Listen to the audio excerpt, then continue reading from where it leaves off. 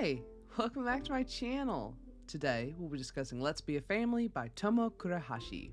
If you haven't already, click the subscribe button now and get your BL Library card for the BL Library. Before we get started, there will be spoilers, so if you don't want to be spoiling this manga, go ahead and click off now. No worries, I'll catch you next time. For those of you left behind, let's go over some content warnings. There may be references to mentions of dieting, possible fat shaming, pregnancy, child abandonment, sexism, prejudice, homomesia, bullying, mentions of terrorism, mentions of death, and a possible inappropriate relationship between teacher and student, not between the main couple, as these things do appear in the manga.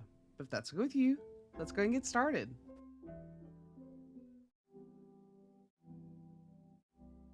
Chiaki and Kazuma have been friends with their mutual friend Tomoe since childhood. Tomoe is a photographer who travels around the world, often in war zones and dangerous locations, documenting happenings around the globe. That causes their trio to often be broken apart, though Chiaki and Kazuma, as a romantic couple, don't mind waiting for her to return. They're just trying to determine the next step in their relationship when Tomoe announces she'll return to Japan. The two, excited to see their friend, go out to meet her, but what they find isn't the Tomoe they said goodbye to before. Tomoe is pregnant.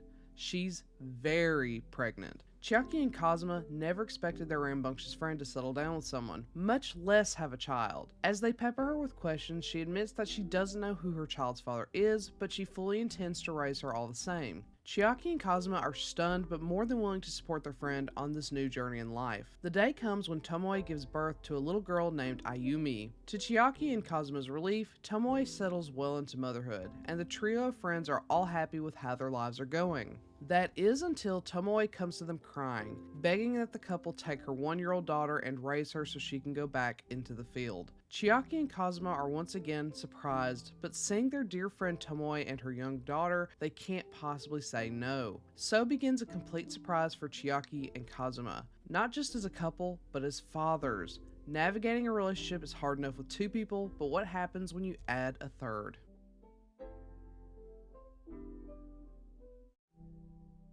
To start with, the art in this is very sketchy, but I think that really helps with the light and airy atmosphere of the story. However, it is very inconsistent, and admittedly, there are multiple panels that I might call ugly. Overall, it's very cute, but those inconsistencies manifest pretty frequently. Regarding character designs, I love that Kazuma is your classic punky, delinquent bottom, while Chiaki is a soft, dog-coated top. I love it when the more serious of the two ends up as the bottom, as with manga, typically the bottom is considered submissive, while the top would be dominant. Outside the bedroom, Kazuma is dominant, running the household and ensuring Chiaki and Ayumi are taken care of, which Kazuma follows along with like a sweet submissive puppy. In the bedroom though, these roles are switched, helping expose Chiaki as the soft person he is under his rough exterior. Similarly, Kazuma shows he has no problem running the show as he pleasures Chiaki. I love the dichotomy of their identities out in the world versus who they are when intimately together. The story in this is painfully disjointed, which I think makes sense for the content, but it inadvertently made it hard to feel connected to any of the characters and their struggles. We see very brief strokes of time corresponding with Ayumi's aging and important points in her life. Her life is intrinsically tied to Chiaki and Kazuma's relationship, so as we see windows of her life, we see windows into theirs. While the overall story wasn't my favorite, I have to gush about how much I love that these two are an established, long-term gay couple from the very beginning. It's so refreshing to read something where we aren't seeing the couple pining for each other forever or contending with public perception before becoming official, only to end with them just starting their relationship and, inevitably, leaving my greedy ass wanting more. This might sound like the romance is non-existent since they're already together, and it seems like the focus is more on the child-rearing aspect, but that's not the case at all. The child-rearing facilitates the growth of their relationship. There are multiple times when Chiaki or Kazuma mentions wanting to do something in the relationship or for themselves, but alone end up stagnating. It's thanks to their pseudo-adopted daughter and the chaos that comes along with child-rearing that they can move forward and communicate. They moved in together because they promised to raise her for Tomoe. Because they may need to legally adopt Ayumi, Chiaki decides to talk things out with his mother, who refuses to accept the relationship, and then marries Kazuma. Ayumi is the center of their world, and because of how important she is to them, she shows them just how important they are to each other too. It's a lovely notion and really facilitates not only Ayumi's growth, but theirs as well. I love this aspect of the story so much. They can't do much in the way of sex, though we do get some quickies and sensual time here and there, but that's the reality of parenting, and it was much more satisfying seeing them grow as a couple rather than tumble around in the bedroom. I know, who am am I? But even with all the positives I have toward Chiaki and Kazuma and their narrative, Tomoe truly irritated me. It bothered me that she just showed up super pregnant, about to burst without a word, and expected Chiaki and Kazuma to just drop their lives to help her. Then she gives birth. She mothers for a year and then shows up at the door once again, unannounced, to leave her daughter with them to raise for her so she can return to her career. I can totally appreciate her wanting to live her life and do what she needs to do. I also understand Chiaki and Kazuma are part of the family referenced in the title. Still, I just find her so unlikable for being so flighty and unwilling to show any consideration for these friends she considers her family. I get it, family should be there for you no matter what, but we never really get the sense of her relationship with Chiaki and Kazuma. We see glimpses, sure, but intermixed with Chiaki's and Kazuma's relationship growth, their raising Ayumi, and what little romantic time they get. As a result, Tomoe's relationship with Chiaki and Kazuma just gets lost in the mix, as forgettable, superficial filler. Tomoe could have easily been taken out of this, and Ayumi could have just been a sudden adoption, and I don't think much of this would have changed.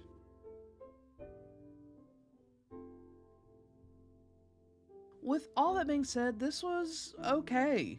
It was honestly a pretty tough reread for this review. It tries really hard to establish how important Tomoe is to Chiaki and Kazuma, but it doesn't feel like that's the case, as there's minimal background or interaction between those three beyond a few panels worth of phone calls or flashbacks. Then they waste time establishing her relationship with her former teacher, Ik, which felt totally unnecessary and could have been better spent either fleshing out the disjointed narrative or providing a foundation for their friendship. Ayumi is super cute and some moments really shine here, but I'm not sure the potential is enough for this to be a win in my book. So, have you read Let's Be a Family? If so, what do you think? Do you agree with my assessment? Do you not? Let me know in comment below. Otherwise, I'll catch you next time. Bye!